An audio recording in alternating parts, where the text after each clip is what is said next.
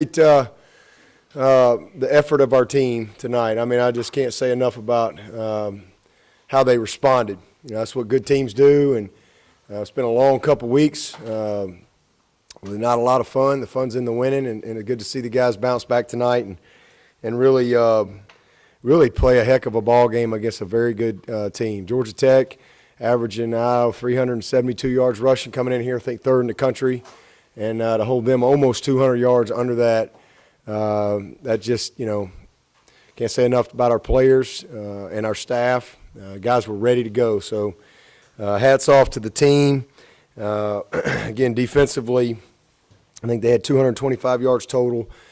Trey Lamar was awesome. He had 11 tackles. We had 11 tackles for loss, 4 sacks, and they don't really throw it a whole lot. So to get 4 sacks on the team, they doesn't throw it a whole lot. That really says a lot. But the guys were locked in and really ready to go. Loved how they responded on the one long play that they had. We dug in down there and held them to a field goal. Just really proud of the defense. 3 of 14 on third down, I think maybe 8 3-and-outs or something. And that's just, critical to have a chance to beat these guys because they're a 4-down team all the way if you give them third or fourth and shorts. So you got to be great on first down, and I thought we were all night. Offensively, we're at our best when we can have that type of balance. Rush the ball for 200-something yards and really rush the ball for more. We had a couple of boneheaded plays there with some snap screw-ups that cost us probably about 30 yards. But we ran the ball very, very well and threw the ball well. 22 of, I think, 33, and probably we had 4 or 5 missed opportunities that I thought we had a chance on. But just proud of our team, how they responded. No sacks in a really, really difficult situation. We had the 1 turnover, but for the most part, we did an excellent job. I thought Kelly Bryant was outstanding. He did a great job of leading our guys, great decisions with the scheme as far as where the ball needed to be directed to, and really proud of our offensive line. So. Good day overall, and then special teams to see Alex Spence go out there and knock one down in the rain, soggy field, and right down the middle. So, we just got to make those layups. And for him to bounce back, obviously a really disappointing performance up at Syracuse, and to see Alex come back and make one like that, hopefully that's something that will give him some confidence. And then, you never talk about the snappers. But to snap the ball, Austin Spence and Phibbs, for those guys to go out there and snap the ball in the rain like that and do a really good job, it's hats off to them. Will Spires did an excellent job of executing his what we asked him to do, whether we were rugbying it or punting it just normal. And kickoff coverage, I thought, set the tempo. Again, we kind of treat that. We say that's the first play of defense, and I thought they did a nice job of doing just that. But again, just proud of our team, and we're going into November now, and this is where we wanted to be in November, to be one of the teams that has a shot to win the division. And if you win the division, you got a chance to win the conference. So that's where we are. We got a tough road ahead, but look forward to getting back to work tomorrow and preparing this week for a tough road trip up to Raleigh. Why didn't we see Dexter Lawrence much second, third, fourth quarter? Well, he got rolled up. They high-load him early in the game, but he went back in there. They just kind of taped him up and went back in there. But just was a little sore latter part of the game. But he was in there in the second half as well. But we rolled all them guys and held them down. I don't know how many snaps they had, but it was below their total, their normal. What's the status of Tanner Muse's wrist? He had a broken bone in his hand, and so just casted it up, and he was adamant to go play. And so they just put him in a big old cast, and he went back out and played. What influences the decision to, choose a rugby punt versus a regular punt? We were just, just trying to buy a little more time to hold the ball. It's a soggy field, really heavy. It's slippery out there, and just really trying to negate the return and give our guys. We almost hit them one time, but that's really it. Just trying to buy a little time and give our gunners a little more time to get down there and pretty much take the return off.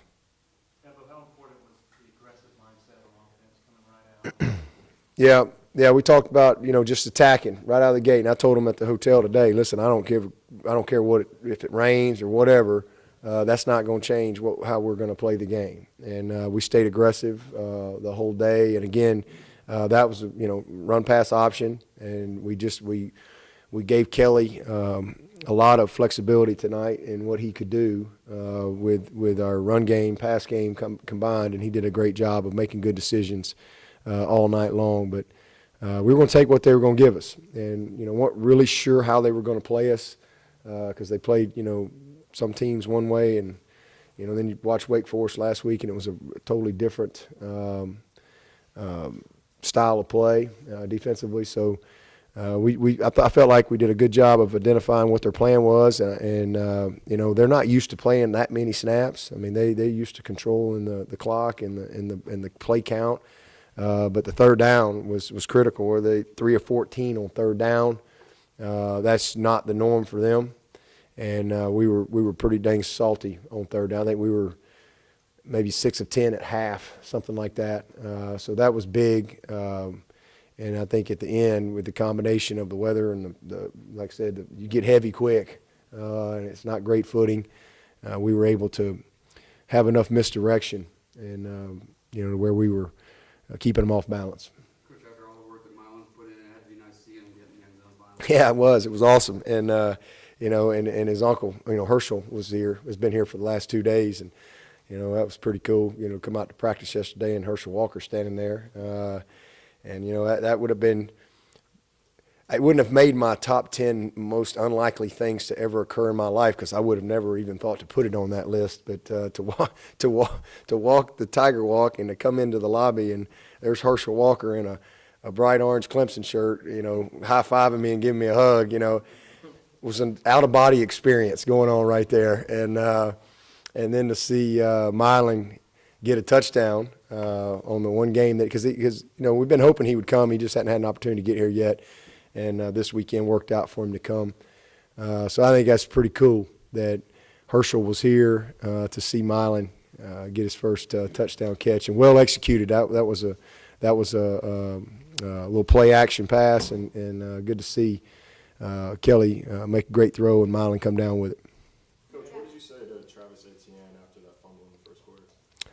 What I say to him, I just told him, listen, I mean, it's a wet night, and we just got to hold on to it. I told him Hank Aaron hit 755 home runs, but he struck out 1,383 times. So that's really what I told him. You just get back in there. That's what are you gonna do? He's a young guy. I mean, it's a monsoon out there, and he's running hard. Had a great run, and so just. Told him he's going to have to go back in. So it's good to see him get back in there and do some good things. He'll continue to grow from that. Have you ever coached in a game with 7 combined fumbles? And did you start to realize later in the game there's a lot of fumbles? Got to change strategy a little bit? No, we didn't really talk about changing strategy. I'm sure I have. I'm sure I've been a part of many games like that where there's been a bunch. I know I've had a bunch of turnover. I've had some games where we've had 5 and 6 turnovers, and other teams had some, but. I think maybe against Louisville last year there might have been about 8 total turnovers. I don't know if they were all fumbles, but it's just sloppy night. But fortunately, only one of them cost us. You had to be impressed with the fan turnout. Yeah, incredible. Yeah, it was just incredible. I told our team that in pregame. I was like, I mean, are you kidding me? I mean, you got people drive forever and sit out there in the rain. I mean, they're just sitting there in the rain, just pouring down rain, and it's a packed house. I mean, what a privilege to be able to play a game and have so many people care and show up. I mean, it's one of the greatest venues that you could ever be a part of. I mean, it's not this way everywhere, and I know that. But really, really appreciative of our fans for showing up, and it was an awesome environment. And our players were ready. I mean, they were locked in, and I thought the fans did a great job of kind of helping that energy.